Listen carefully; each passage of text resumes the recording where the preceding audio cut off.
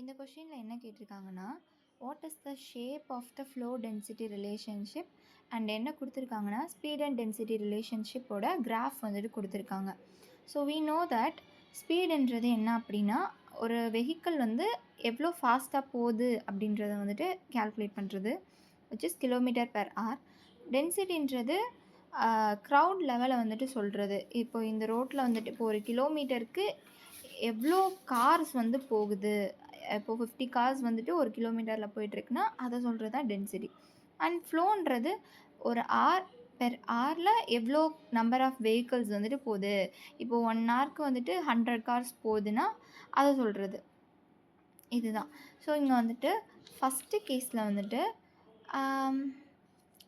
Speed வந்து கான்ஸ்டண்ட்டாக இருக்குது அவங்க கொடுத்துருக்க கிராஃபில், அண்ட் டென்சிட்டியும் இன்க்ரீஸ் ஆகுது அந்த ஹரிசாண்டல் லைன்.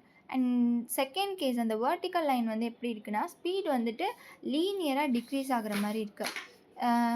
இப்போது சில கேசஸில் வந்துட்டு இப்போ டென்சிட்டி வந்து கம்மியாக இருந்துச்சுன்னா, அதாவது நம்பர் ஆஃப் கார்ஸோட வேல்யூ வந்து கம்மியாக இருந்துச்சுன்னா ஸ்பீடு வந்து அதிகமாக இருக்கும். ஸோ கம்மியான கார்ஸ் தான் இருக்கும். ஸோ நிறையா நல்லா ஃபாஸ்ட்டாக போகலாம். அண்ட் தென் ஃப்ளோவும் வந்துட்டு ரொம்ப கம்மியாக தான் இருக்கும். So maximum number of cars வந்துட்டு அங்கே இல்லை. இதே கேஸ் 2ல் வந்துட்டு பார்த்தோன்னா, டென்சிட்டி வந்து இப்போது அதிகமாக இருந்துச்சுன்னா ஸ்பீடு வந்துட்டு கான்ஸ்டண்ட்டாக சேமாக வந்துட்டு இருக்கும். அண்ட் தென் ஃப்ளோவும் வந்து மேக்ஸிமமாக இருக்கும். டென்சிட்டி இன்க்ரீஸாக இருந்துச்சுன்னா ஃப்ளோவும் வந்துட்டு மேக்ஸிமமாக இருக்கும். அண்ட் கேஸ் 3 வந்துட்டு பார்த்தோம் அப்படின்னா, டென்சிட்டி ரொம்ப அதிகமாக இருந்துச்சு அப்படின்னா அங்கே டிராஃபிக் ஆகிடும். ஸோ அப்போ வந்து ஸ்பீடும் சரி ஃப்ளோ ரேட்டும் சரி கம்மியாயிடும். இப்போது ஃபார் எக்ஸாம்பிள் வந்துட்டு இப்போது கான்ஸ்டண்ட்டாக கொடுத்துருக்காங்க. அப்போது வந்துட்டு இப்போது நம்ம ஸ்பீடோட வேல்யூ வந்துட்டு 16 எடுத்துக்கிட்டோம் அப்படின்னா QH is equal to 60K. அப்போது இந்த ஈக்குவேஷன் பார்க்குறதுக்கு straight line equation y which is equal to mx மாதிரி இருக்குது.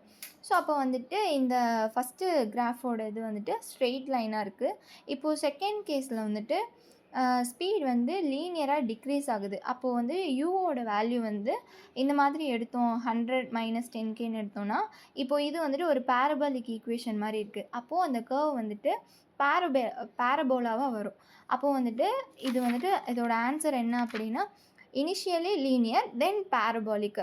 ஃபஸ்ட்டு ஸ்பீட் கான்ஸ்டண்ட்டாக இருக்கனால கிராஃப் லைன் வந்துட்டு ஸ்ட்ரெயிட்டாக இருக்குது.